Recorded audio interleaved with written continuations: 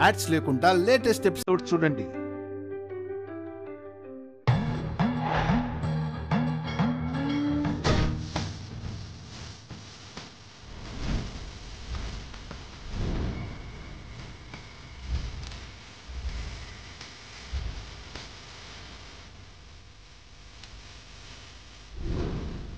అఖండ దీపం ఎగసిపడుతోంది.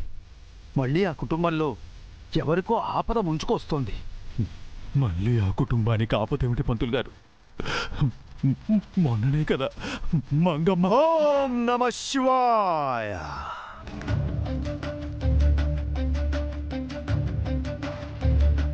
ఓం నమ శివాయ.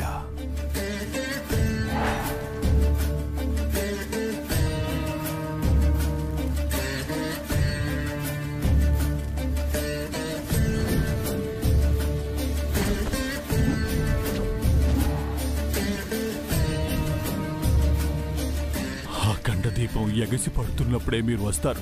మళ్ళీ ఏ ఉపద్రవం తీసుకొచ్చారు స్వామి? మాతో ఉపద్రవం తీసుకురాలేదు చారి. ఉపద్రవం వస్తుందనే మేము వచ్చాం. అఖండ దీపపు ఆవేశానికి మా ఆగమనానికి కారణం ఉంది. ఏమిటి స్వామి అది? మరణం.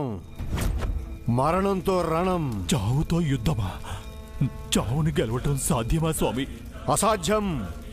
చావును కూడా చంపేది కాలం. ఆ కాలాన్ని కట్టడి చేసేది సృష్టి. కాలానికి సృష్టికి మధ్య జరగబోయే యుద్ధం తరాల నాటి నాటకానికి తెరపడబోతోంది. పాత్రలు పావులు ఒక చోట చేరబోతున్నాయి.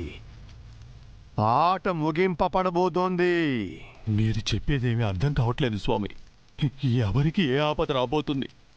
ఎవరు చావబోతున్నారు? కనుక్కోచారి.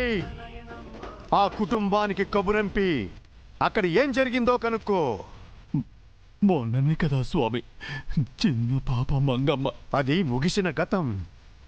రక్తసిక్తం వర్తమానం. భవిష్యత్తు అగమ్య గోచరం. సమయం లేదు చారి. చెప్పాను కదా, ఇది కాలానికి సృష్టికి మధ్య యుద్ధమని. కాలం సృష్టి వేరు కాదు, కానీ వేరుపడి యుద్ధం చేయబోతున్నాయి. వెంటనే కొనుక్కో. ఆలస్యం అయ్యే కొద్దీ ఆయువుకి హామీ లేదు.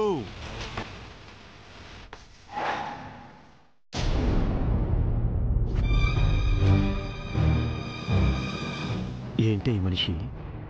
అవతల కన్న కొడుకు చావు బతుకుల మధ్య ఉంటే నిమ్మకు నీరెత్తినట్టు ఏమీ పట్టకుండా మీనమేషాలు ఎక్కిస్తున్నాడు. ఈయన అసలు తండ్రేనా? స్వార్థపరులం, దొంగలం, మోసగాళ్ళం. మనమే హర్షబాబు గురించి బాధపడుతుంటే ఈయన మనసెందుకు కరగట్లేదే? ఆయన గుండె బండబారిపోయిందయ్యా. కన్న తండ్రినన్న విషయం మర్చిపోయి కర్కోటకుడయ్యాడు. ఒక కొడుకు పైన తలకొరి పెట్టడానికి ఇంకో కొడుకున్నాడన్న ధీమాతో ఉన్నాడు.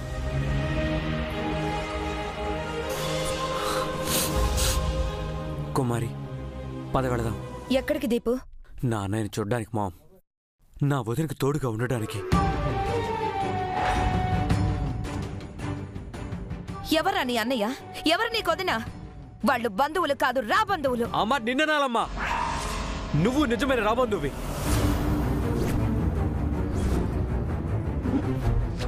దీపు, రాబంధుల శవాల్ని పీక్కుతుంటుంటే నువ్వు బ్రతుకున్న మనుషుల్ని పీక్కుతుంటున్నావు. డాడీ లైఫ్లోకి వచ్చి పెద్దమ్మకు అన్యాయం చేశావు. అన్నయ్యని ఇంటి నుంచి వెళ్ళగొట్టావు. ఆస్తి కోసం ఈ ఇంట్లో అడ్డంగా గీత గీయించావు. ఎన్నెన్నో పాపాలు చేశావమ్మా. నేనేం చేసినా నీకోసమేరా దీపు. అక్కర్లేదు. ఇకపై నా కోసం నువ్వేం చేయక్కర్లేదు. నాకు నా అన్న వదిలినున్నారు. చిన్నప్పుడు నా వేలు పట్టుకుని నడిపించిన నా అన్నయ్య నాకు ఇన్స్పిరేషన్. తప్పుడు దారిలో నడవబోయిన నన్ను సరైన దారిలో పెట్టిన వదినే నాకు ఈ క్షణం నుంచి అమ్మ.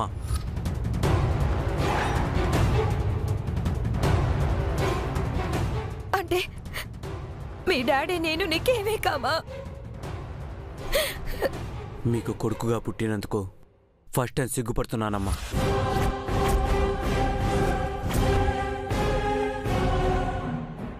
అన్నయ్య మిమ్మల్ని ఎంతగానో ప్రేమించాడు. అలాంటి అన్నయ్య ప్రాణాలు ప్రమాదంలో ఉంటే మీ కళ్ళలో నీళ్లు కూడా రావటం లేదు.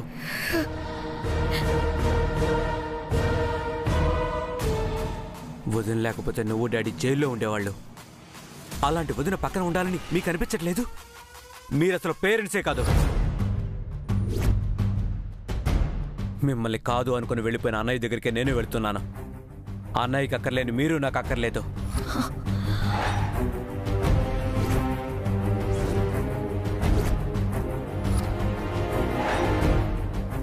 కుమారి, నువ్వు నాతో వస్తున్నావా లేదా?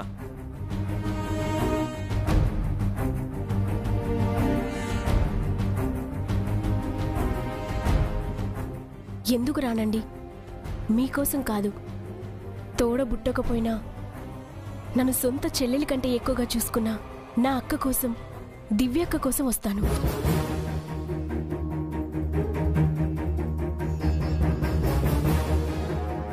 అక్కకెప్పుడు ఎదురు నిలిచేదాన్ని, ఇప్పుడు అక్క పక్కన నిల్చుంటాను. పదండి. దీపు, ఈ క్షణం నుంచి నేను కుమారి మీ వైపు కాదు, నా అన్న వదిలిన వైపు. దీపు ఆగు. దీపు, కుమారి, కుమారి ఆగండి, ఆగండి. ప్రసాద్, ప్రసాద్ నువ్వైనా వాళ్ళకి చెప్పు. అన్నయ్య, వదిన మీరైనా చెప్పండి. దీపు ఆగు. ఎందుకు ఆపాలమ్మా? చేసిన తప్పుల్ని సరిదిద్దుకుని సరైన మార్గంలో వెళ్తున్న వాళ్ళని మళ్ళీ తప్పుడు మనుషులతో కలవమని చెప్పడానికి ఆపాలా? ఎవరు ఎవరు తప్పుడు మనుషులు? మేమేనమ్మా, మేమే తప్పుడు మనుషులం. అబద్ధం చెప్పి మా అమ్మాయిని మీ ఇంటి కోడలు చేశాం. మోసాలు చేసి మీ ఆస్తిని కొట్టేయాలనుకున్నాం.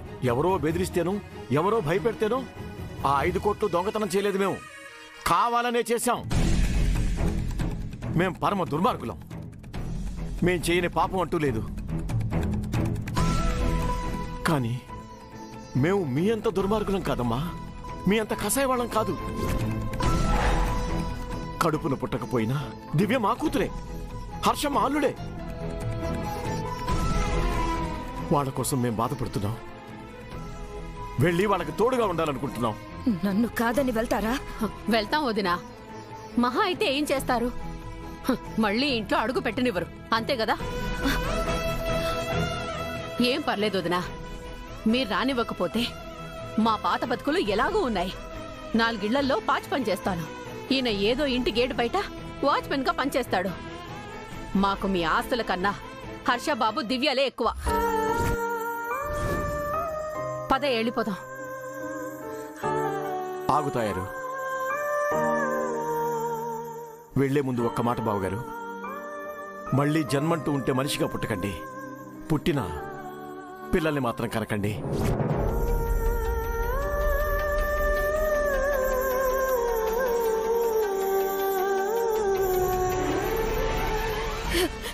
చూసావా ప్రసాద్, ఎంత ధైర్యం ఉంటే ఆ మాట అంటాడు?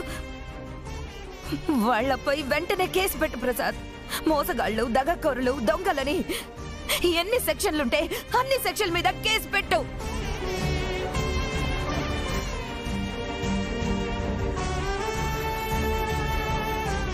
పెడతాను, కానీ వాళ్ల మీద కాదు, నా మీద నేనే కేసు పెట్టుకుంటాను. నీ మీద నువ్వు కేసు పెట్టుకోవడం ఏంటి? మరి నీ మీద నేను కేసు పెట్టలేను కదా.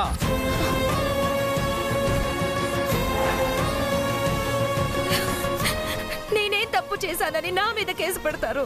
ఒక్క తప్పు కాదు, తప్పుల మీద తప్పులు. ఎన్నో తప్పులు చేశావు. తప్పులన్నీ నా అండ చూసుకుని చేశావు. నీ తప్పులన్నీ నేను వెనకేసుకొచ్చాను ఇంతకాలం. నా వల్లనే ఆ తప్పులన్నీ జరిగాయి. అందుకే నా మీద నేనే కేసు పెట్టుకుంటాను. మనుషుల్ని ఇండైరెక్ట్గా చంపిన హంతకుడిగా నా మీదే 302 కేసు పెట్టుకుంటాను. నన్ను నేను ఉరేసుకునే విధంగా శిక్షించుకుంటాను. నీకేమైనా మతిపోయిందా ప్రసాద్? వాళ్ళకంటే బుద్ధి లేదు, నీకేమైనా?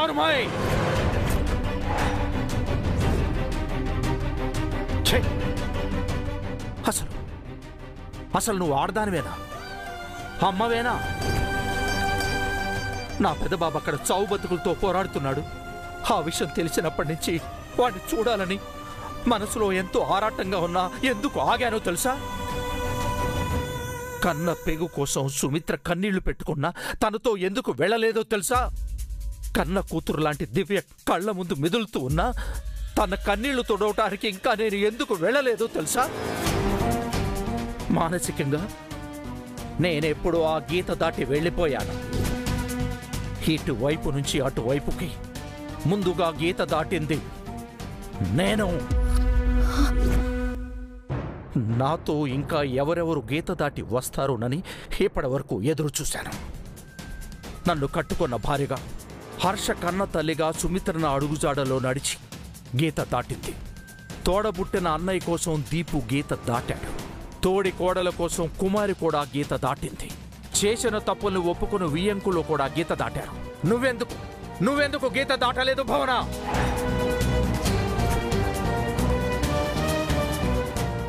పెదబాబు నీకేమీ కాడా? పెదబాబు నువ్వు సవతి తల్లిగా కూడా చూడలేదా? నిన్ను కాపాడిన దివికి తోడుగా ఉండాలని నీకిప్పటి వరకు అనిపించలేదా? సాటి ఆడదానిగా స్పందించాలనిపించలేదా? ఇద్దరు పిల్లల కన్న తండ్రినయ్యుండి కూడా పాపపై పెదబాబుకున్న తండ్రి ప్రేమను గుర్తించలేకపోయాను. పాప నా వారసురాలు కాదని దివ్యను కించపరిచాను. దివ్య లేకపోతే ఈరోజు ఈ కుటుంబమే లేదు, ఈ ఇల్లే లేదు. మనమెవరూ ప్రాణాలతో పాటు ఉండేవాళ్ళమే కాదు. తండ్రిగా నేను ఇందాకే చచ్చిపోయాను. ఇప్పుడే మనిషిగా మళ్ళీ పుట్టాను. శిఖరం అంత ఎత్తుకు ఎదిగిన పెదబాబును దివ్యను చూడటానికి మామూలు మనిషిగా వెళుతున్నాను. నాతో రావటం రాకపోవటం నీ ఇష్టం.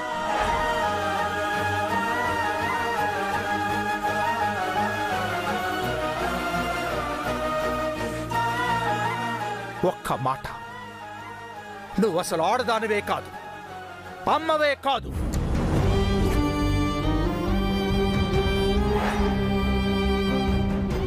చిన్నబాబును కన్నది నువ్వు కాదు, చిన్నబాబును కన్న తల్లి సుమిత్ర.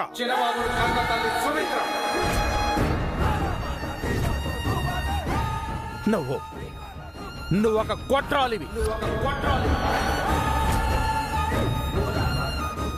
ఏమంటున్నావు ప్రసాద్? నువ్వు కన్నబిడ్డ పురిట్లోనే చనిపోయింది. నిన్ను తల్లిని చేయాలన్న సదుద్దేశంతోనే సుమిత్ర తను కన్నబిడ్డను నీ పక్కన పడుకోబెట్టి తను కన్న ప్రేమను చంపుకుంది. ఈ విషయం నీకు తెలియకూడదని సుమిత్ర దగ్గర నేను మాట తీసుకున్నాను. అందుకే ఇంతకాలం నీకు చెప్పలేదు. ఇప్పుడు చెప్పక తప్పలేదు. ఎందుకో తెలుసా? కన్న తల్లి ప్రేమ ఎలా ఉంటుందో నీకు తెలియదు కాబట్టి, నీకు తెలియాలి కాబట్టి.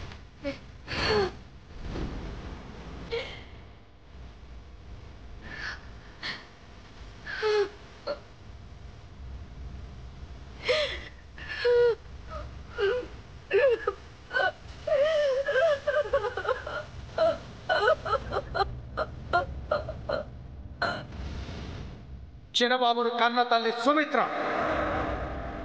నువ్వు ఒక గొడ్రాలి.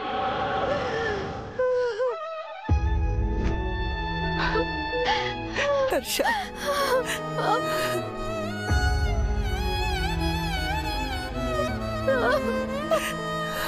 మేడం, మీరు ఇలా పేషెంట్ దగ్గర ఏడిస్తే పేషెంట్ డిస్టర్బ్ అవుతారు. కామ్గా ఉండండి, లేదా వెయిటింగ్ హాల్కి వెళ్ళండి. దివ్యమ్మ, బయటికి వెళ్దాం రండి. రామ్మా. రామంగమ్మ.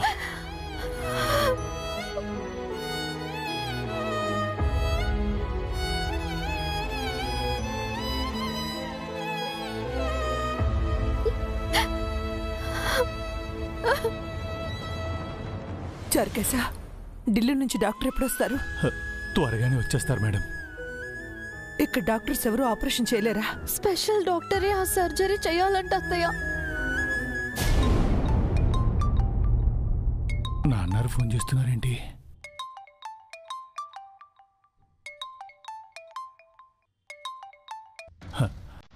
హలో నాన్నారు, ఎక్కడున్నావు చారుకేశా? ఏమైంది నాన్నారు? ఎందుకు ఫోన్ చేశారు? మళ్ళీ గుడిలో అఖండ దీపం ఎగసి పడుతుంది. స్వామీజీ కూడా వచ్చారు. ఆ వంశానికి మళ్ళీ ఆపద రాబోతుందని చెప్తున్నారు. అక్కడ అందరూ క్షేమమే కదా, భయమేమీ లేదు కదా. హర్ష సార్కి యాక్సిడెంట్ అయిందని అన్నారు. Major surgery చేయాలంటున్నారు. ఢిల్లీ నుంచి డాక్టర్ వస్తున్నారు. సర్జరీ జరిగే వరకు సార్ని కాపాడమని డాక్టర్ చెప్పారు. కనుక్కున్నావా చారి?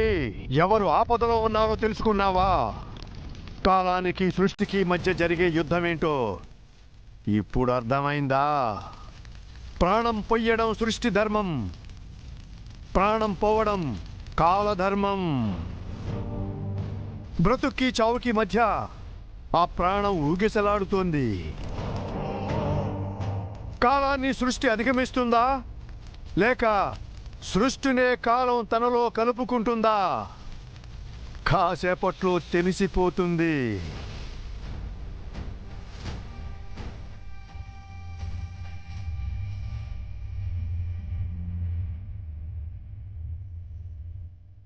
ఏమైంది చారుకేశ?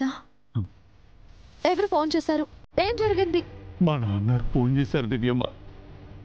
మళ్ళీ శాపం ఒకరిని బలి కోరుతుందమ్మా.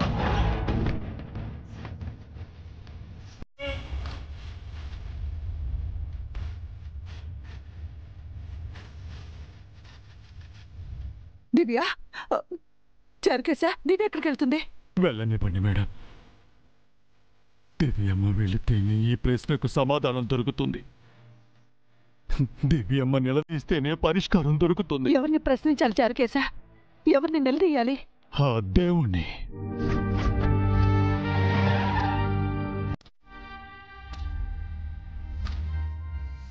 వదిన, అన్నయ్యకి ఎలా ఉంది వదిన? అక్క బావగారికి ఎలా ఉందక్క? మాట్లాడమేంటమ్మా? మా తప్పు తెలుసుకుని వచ్చాం. హర్షబాబు ఎలా ఉన్నాడమ్మా? ఏమైందమ్మా? సరే పద, లోపలికి వెళ్దాం.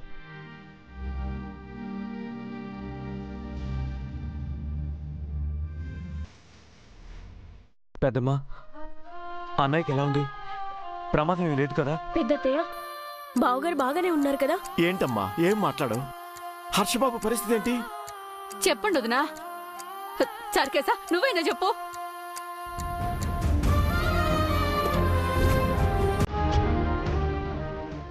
ఎందుకు స్వామి ప్రతిసారి ఆ కుటుంబానికే? ఎందుకు? ఎందుకో నీకు తెలీదా చారి? ఎప్పుడో జరిగిపోయిన దానికి ఇంకానా? మీరేమి చేయలేరా స్వామి? మీ చేతుల్లో ఏమీ లేదా? ఉంటే ఇన్ని చావులు జరిగేవా చారి? కాల ప్రవాహంలో కొట్టుకుపోవడం తప్ప ఎదురేదటం మనుషులకు సాధ్యం కాదు. మనిషి జన్మనెత్తిన దేవుడికే కాలధర్మాన్ని ధిక్కరించడం సాధ్యం కాలేదు. అలా అనకండి స్వామి. మొదలైంది ప్రతిదీ ఎక్కడో ఒక చోట ముగియాలి కదా. ప్రతి ఆరంభానికి ఒక అంతం ఉంటుంది కదా. ఓ రకంగా ఇది ముగింపే అని చెప్పాలి చారి. ఈ కథ సమాప్తి కాబోతోంది. ఈ నాటకానికి ఇది ముగింపు. అంటే సంతోషకరమైన ముగింపే కదా స్వామి? అది తెలీదు చారి. ముంచుకొస్తున్న తుఫాను సముద్రంతో పాటు ముందుకు వచ్చి ఎంతో కొంత భూభాగాన్ని తనతో పాటు తీసుకెళ్ళిపోతుందో, లేక తనలో ఉన్న ముత్యాలను రత్నాలను భూమిపై వదిలేస్తుందో ఎవ్వరికీ తెలియదు.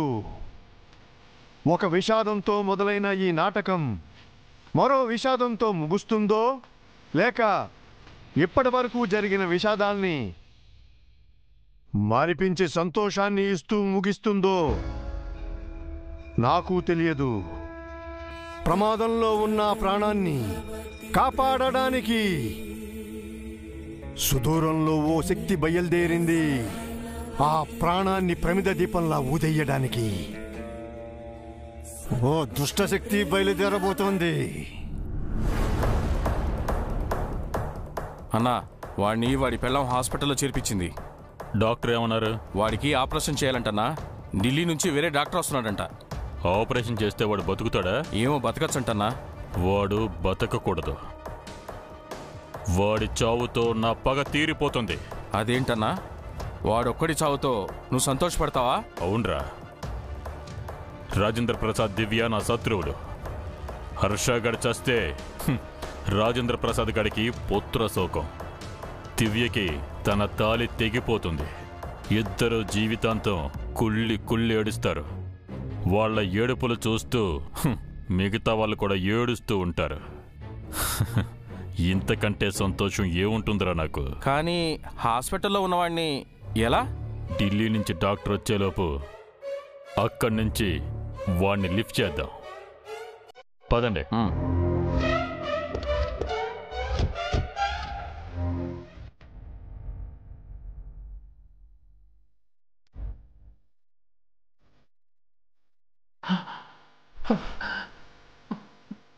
చెప్పండి సార్. మా బాబు పేరు? పెదబాబు. హర్ష. ఐసీయూలో ఉన్నారు సార్. మీరు? వాడి నాన్నని, రాజేంద్ర ప్రసాద్ని. అటువైపు సార్.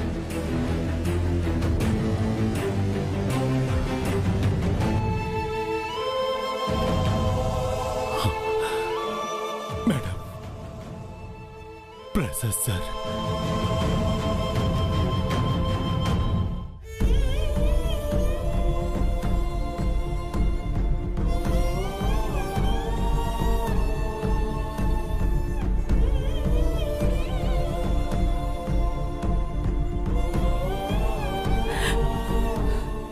ఏమండి, మీరిక్కడికి ఆలస్యంగా వచ్చానని కోపంగా ఉందా?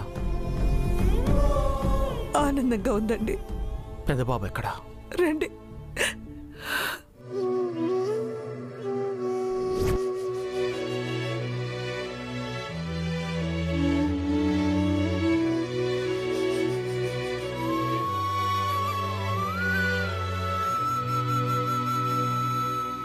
పెదబాబు, ఈ నాన్నను క్షమించరా? I'm sorry, very very sorry.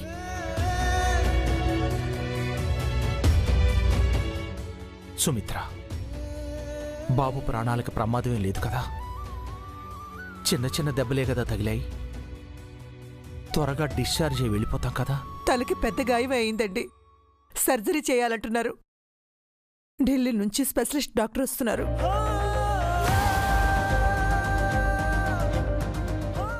నాన్న, నీకేమీ కాదురా. నా ప్రాణాలు ఇచ్చైనా సరే నేను కాపాడుకుంటాను.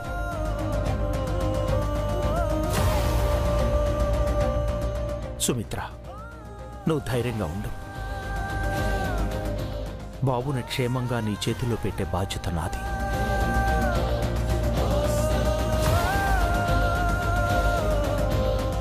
అవును, దివి ఎక్కడా?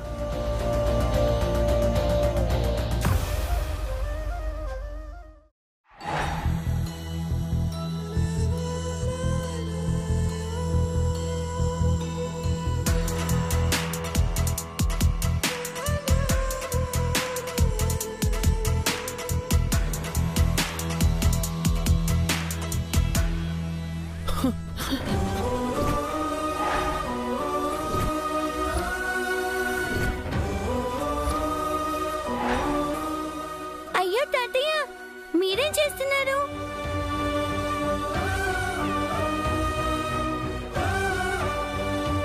నన్ను క్షమిస్తావా తల్లి?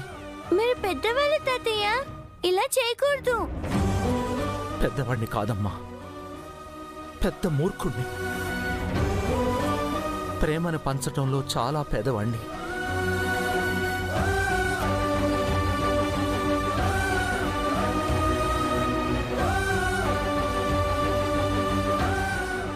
ఇద్దరు కొడుకుల కన్న తండ్రిని నేను. పిల్లలపై ప్రేమ ఎలా చూపించాలో ఇంతకాలం నాకు తెలుసు అనుకున్నాను. నిజంగా నాకు తెలియదమ్మా. మీ నాన్నకు తెలుసు. నీకు బ్రతుకునివ్వటం కోసం, మీ అమ్మకు భవిష్యత్తునివ్వటం కోసం తండ్రైన నా పెదబాబుకు వాడికి ప్రేమంటే ఏంటో తెలుసమ్మా.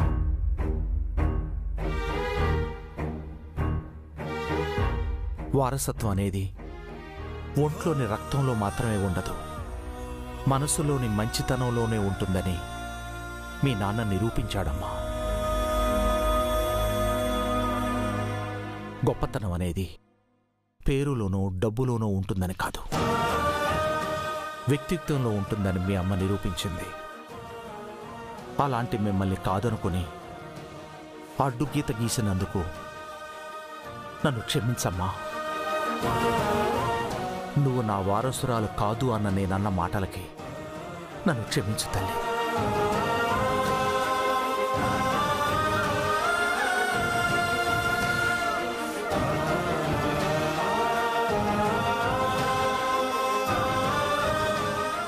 అక్క,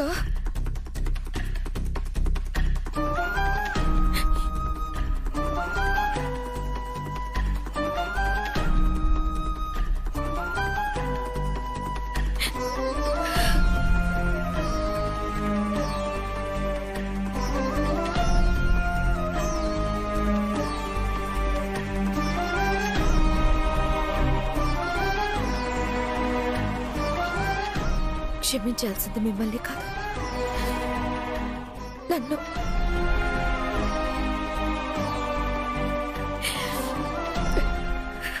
మంగపై మీకు ద్వేషాన్ని పెంచింది నేను. దివ్య హర్షబాబుల్ని మీకు శత్రువుల్ని చేసింది నేను. ఇల్లు రెండు మొక్కలు అవ్వడానికి కారణం నేను.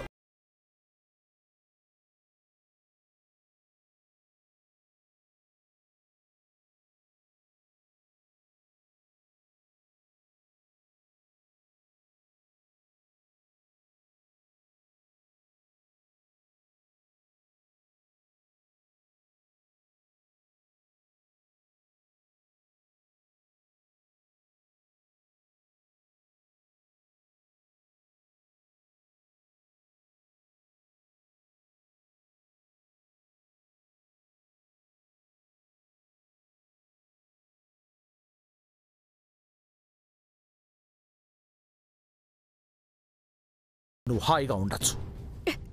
చచ్చిన పావుని ఇంకా ఎందుకంటే చంపుతారు? మీరంతా లేకుండా ఆస్తి నేనేం చేసుకుంటాను? నాకే ఆస్తి వద్దు, ఈ కుటుంబం కావాలి.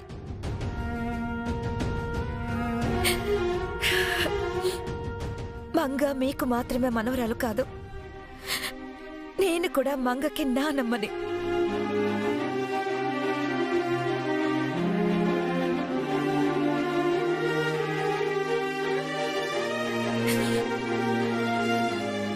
చాలా థ్యాంక్స్ మామ్.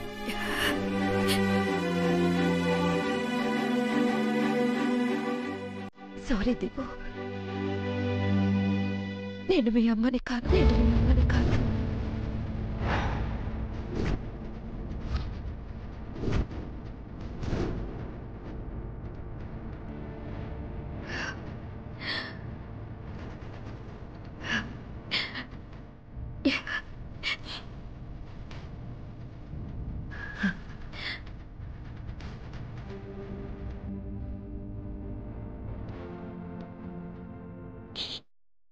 మీ అమ్మ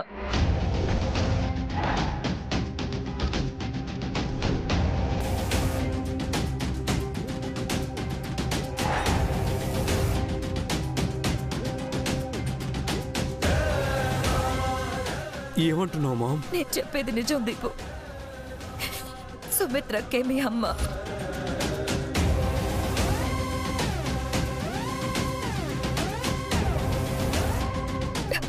అక్క,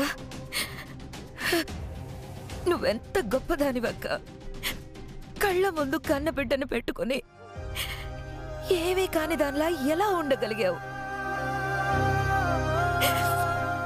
నేను నీ మాంగళ్యాన్ని పంచుకుంటే నువ్వు నీ మాతృత్వాన్ని నాకు పంచావా? నిజంగా నువ్వు దేవతవక్క.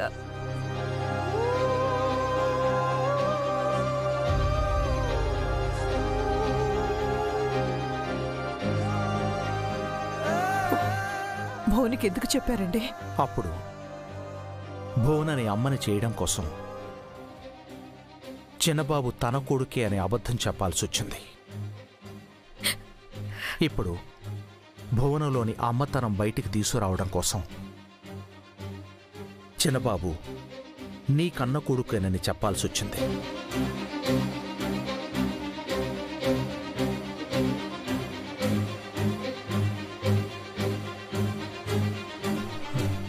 అమ్మా,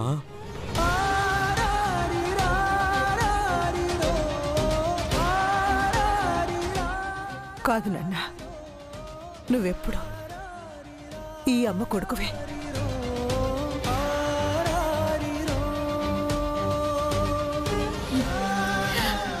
నాకేం బాధగా లేదక్కా. దీపు నా కొడుకు కాదని నేను ఇక్కడికి రాలేదు. పిల్లలు లేని నాకు హర్ష, దీపు ఇద్దరు నా పిల్లలే అని చెప్పడానికి వచ్చాను.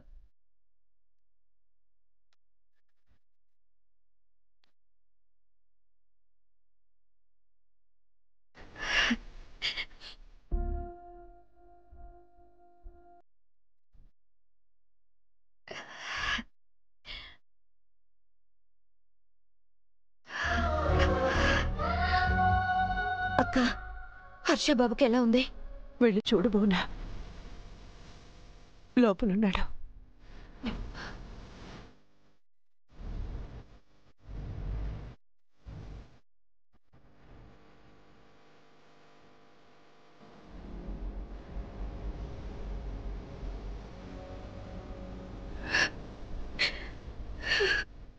నన్ను క్షమించు హర్ష. నీకే పరిస్థితి రావడానికి కారణం నేను. మీ అమ్మని మన్నించు. మీకోసం కావాలంటే నా ప్రాణం ఇచ్చేస్తాను బాబు. నీకేం కాదు, నేను కాపాడుకుంటాను.